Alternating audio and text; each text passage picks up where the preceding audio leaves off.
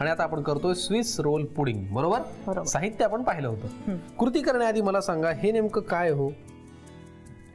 हा ना Swiss रोलचा cake आहे.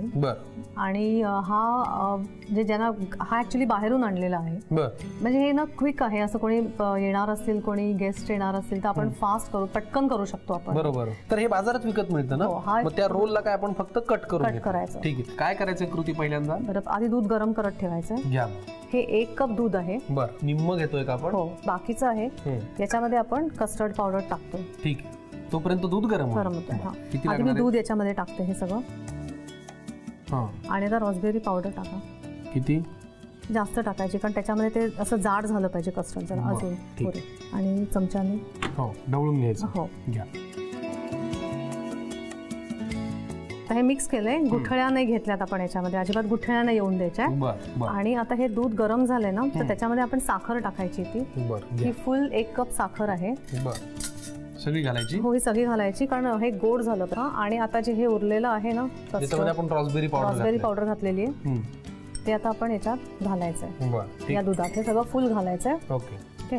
आणि घातल्यावरती परत हे जरा असं हे करून द्यायचं, ढवळून घ्यायचं. आता आपण रॉसबेरी जे पावडर घातलं होतं ते दूध त्या साखरेच्या दुधामध्ये मिक्स केलं. हो, आता घट्टपणा यायला लागला. येस, आता हे घट्टपणा यायला लागला, दिसतंय ना हे. बरोबर. पण आता हे गुठळ्या व्हायला लागल्या. हे सारखं असं ना कंटिन्युअसली स्टिर करत राहायचं. ठीक आहे. आता हे शिजल्यानंतर पुढे काय करायचं? आता हे शिजले, आता मी गॅस बंद करून टाकते. ओके. आता हे थोडंसं गार होऊन द्यायचं, मग नंतर आपण पुढची कृती करायची. ठीक आहे. चला, हे कस्टर्ड आता तयार झालेलं आहे, त्याला एक घट्टपणा आलेला आहे, तुम्ही पाहत असाल. हे आपण जरा गार करून घेऊयात आणि मग पुढच्या कृतीकडे बोलूया. स्विस रोल पुडिंग साठी लागणार हे रॉसबेरी कस्टर्ड आपण तयार करून घेतलं, ते गार पण केलं. पुढे काय करायचंय हो? आता आपण डेकोरेशन करूया. बरं. आता आपण हे केक घेणार आहोत स्विस रोलचे. बरं, जे आपण कट करून घेतले. हा, ठीक. आता आपण हे असे ठेवून देऊया तिकडे. आता हे फुल कस्टर्ड आपण याच्यावरती टाकणार आहोत. अरे वा, क्या पूर्ण असं कस्टर्ड वाटलं पाहिजे. सो हे क्या बात आहे. हे झालंय. त्याच्यानंतर आपण याच्यावरती स्ट्रॉबेरीज ज्या आहेत ना, त्यांनी आपण गार्निशिंगला आपण काही करू शकतो. बरं, तुम्ही तुमच्या पद्धतीने तुम्हाला जे पाहायला आवडेल, खायला आवडेल तसं तुम्ही त्याला सजवू शकता. बरोबर. येस. आता हे स्ट्रॉबेरीचे जे काप आहेत ते आपण त्याच्यावरती. आता आपल्याकडे चॉकलेट सॉस आहे. हो. आणि चॉकलेट सॉसची ना, बरं, मेन थिंग म्हणजे हे कस्टर्ड जेव्हा गार थंड असं होतं ना, तेव्हा हे टाकायचं आणि मग हा त्याच्यावरनं असा चॉकलेट सॉस टाकायचा. बरं.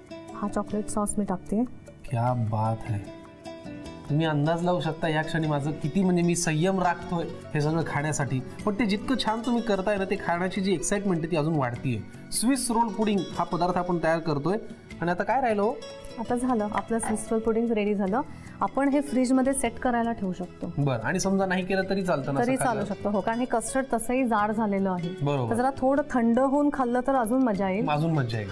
ठीक आहे. किती वेळासाठी सेट करायचं सांगा? एक हार्डली 5 मिनिटं. 5 ते 10 मिनिटं फक्त फ्रीज मध्ये असं छान सेट केलं की स्विस रोल पुडिंग असा बहारदार दिसेल आणि खायलाही छान लागेल. पटकन तुम्ही लिहून घ्या स्विस रोल पुडिंग साठी लागणारं साहित्य आणि कृती. स्विस रोल पुडिंग साठी लागणारं साहित्य: 1 कप दूध, स्विस रोल केक, साखर, स्ट्रॉबेरीचे काप, रास्बेरी कस्टर्ड पावडर आणि चॉकलेट सॉस. कृती: प्रथम 1 कप दुधाचे 2 भाग करून दुधाचा 1 भाग पॅन मध्ये गरम करून घ्यावा आणि दुसरा भाग एका वाडग्यात काढावा. वाडग्यातल्या दुधामध्ये रास्बेरी कस्टर्ड पावडर घालून मिश्रण एकजीव करून घ्यावं. नंतर फ्राईंग पॅन मधील गरम दुधात साखर घालून ती विरघळेपर्यंत दूध ढवळून घ्यावं. या दुधामध्ये रास्बेरी कस्टर्ड पावडरचे दूध घालून सर्व एकत्र करून कस्टर्ड तयार करून ते थंड करून घ्यावं. एका सर्व्हिंग प्लेट मध्ये स्विस रोल केक ठेवून त्यावर रास्बेरी कस्टर्ड, स्ट्रॉबेरीचे काप आणि चॉकलेट सॉस घालून पुडिंग तयार करावं. हे पुडिंग फ्रीज मध्ये सेट करून घ्यावं आणि डिश सर्व्ह करावी.